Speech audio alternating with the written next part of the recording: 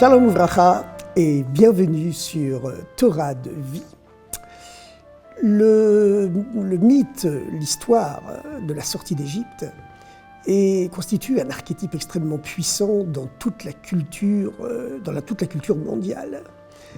Cette histoire, évidemment, elle est reprise dans la Bible chrétienne, dans le Coran, qui raconte toute l'histoire de la sortie d'Égypte, avec presque autant de détails que ceux de la Bible, les Havdil.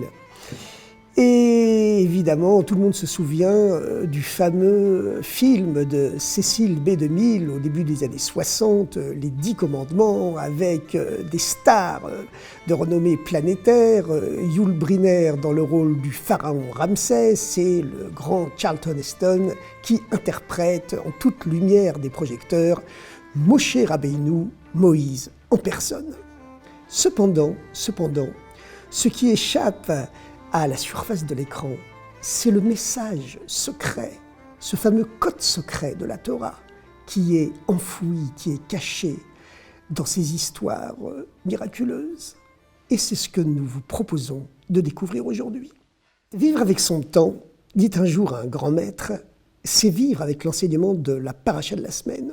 Aujourd'hui, cela tombe bien, on est le 1er janvier, le 29e jour du mois de Tevet, et la partie du Chumash qu'on lit aujourd'hui, la partie de la Bible qu'on lit aujourd'hui, c'est l'histoire de la mort des premiers-nés qui constitue le coup de marteau final qui permettra au peuple juif de naître en même temps qu'il est libéré de l'esclavage égyptien.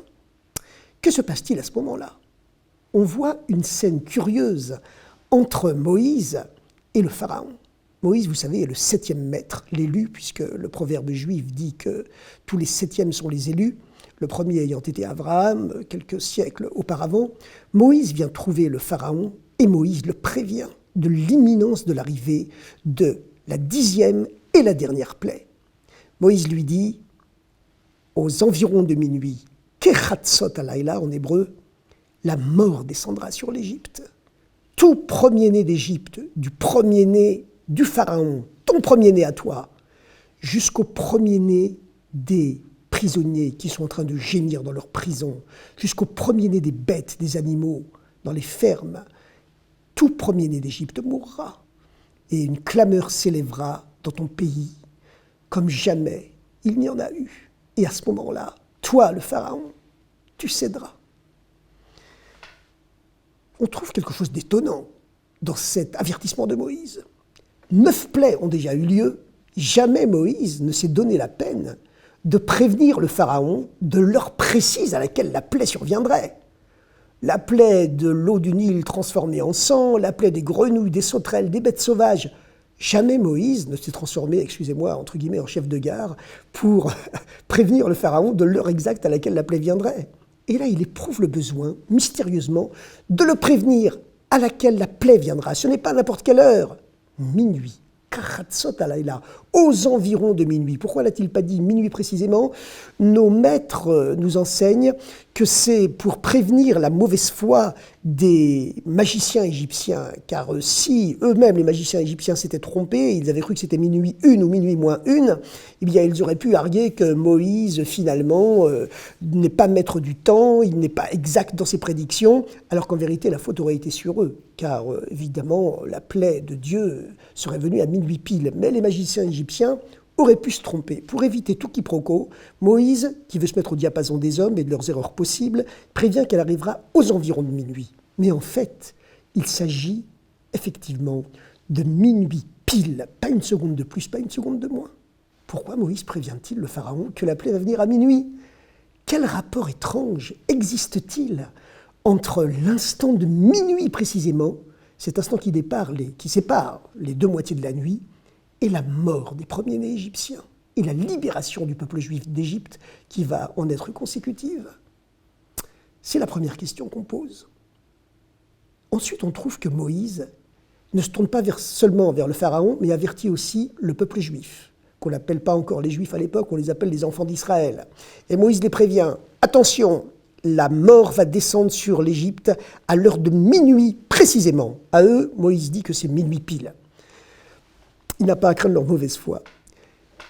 Et à ce moment-là, chacun de vous et chacune de vous devraient rester cachés dans vos maisons. Personne ne devra sortir. Et en plus de cela, 4 jours auparavant, avant que la plaie de la mort des premiers-nés ne survienne, chacun prendra le dieu de l'Égypte, l'agneau pascal, et le gardera 4 jours en observation chez lui, avant de le sacrifier pour Dieu. On enduira ensuite de son sang le linteau de chaque domicile, de chaque maison juive.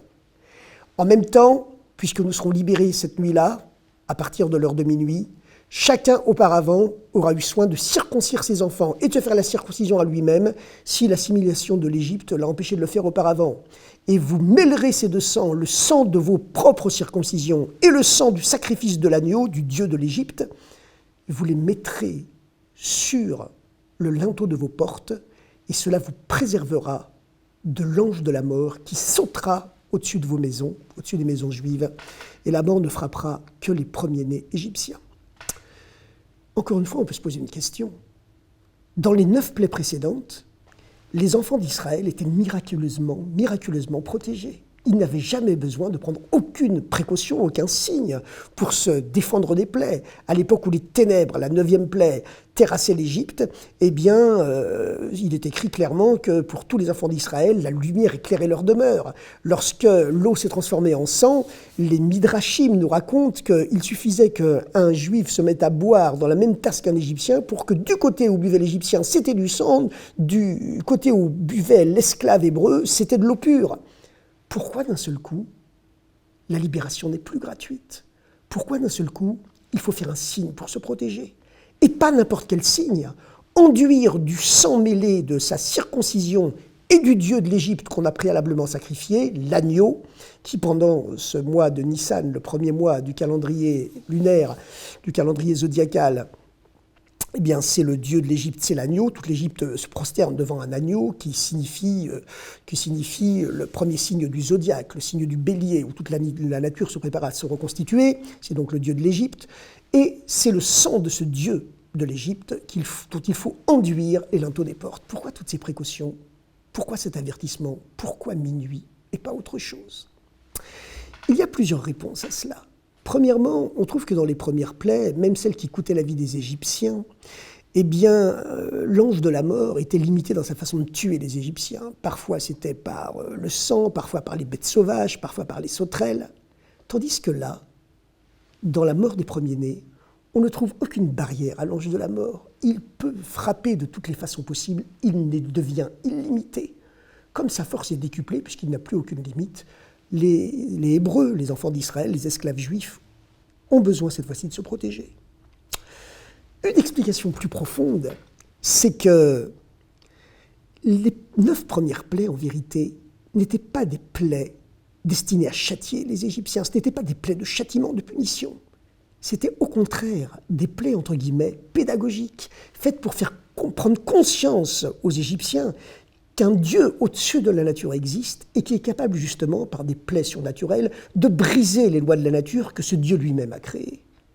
C'est la raison pour laquelle, chaque fois que Moshe Rabbeinu, Moïse, prévenait le pharaon qu'une plaie allait venir, très souvent, on voit qu'il emploie des termes pédagogiques. Une fois, il prévient le pharaon en lui disant « Bezot teda » avec cela, tu sauras qu'un Dieu existe qui est capable de briser les lois de la nature. Ba'avour teda, pour que tu saches, pour que tu comprennes que Dieu est au-dessus des lois de la nature.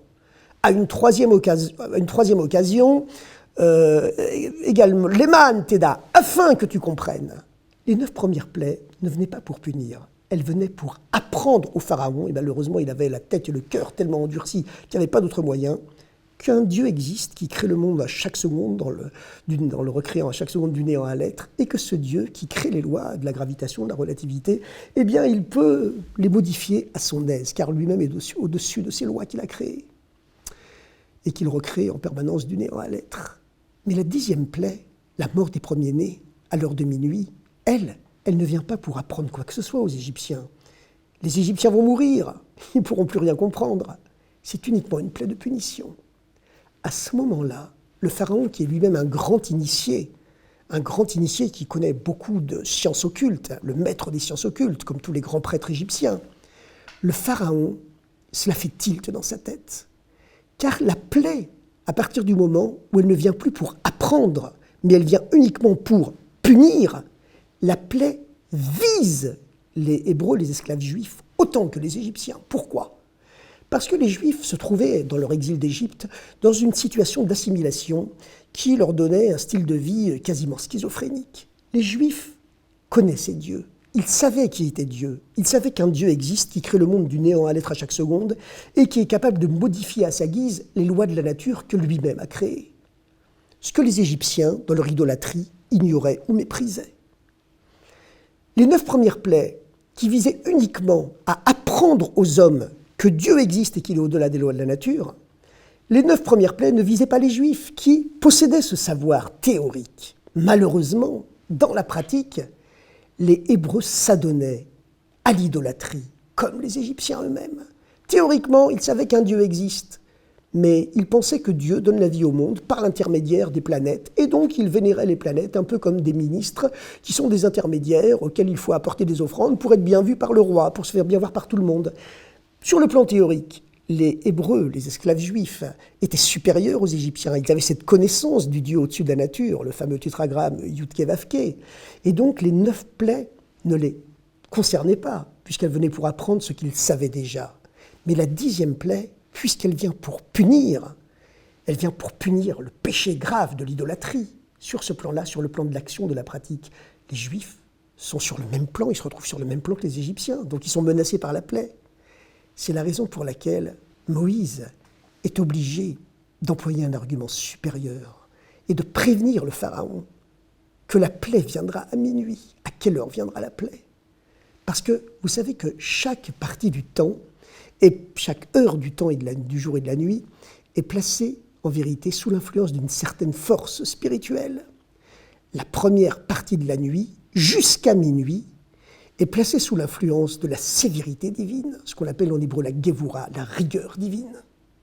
La deuxième moitié de la nuit, au contraire, c'est la bonté de Dieu, le chesed de Dieu qui se dévoile. Et c'est la raison pour laquelle, dans la première moitié de la nuit, qui est placée sous l'influence de la rigueur, la sévérité divine, tout devient physiquement de plus en plus sombre.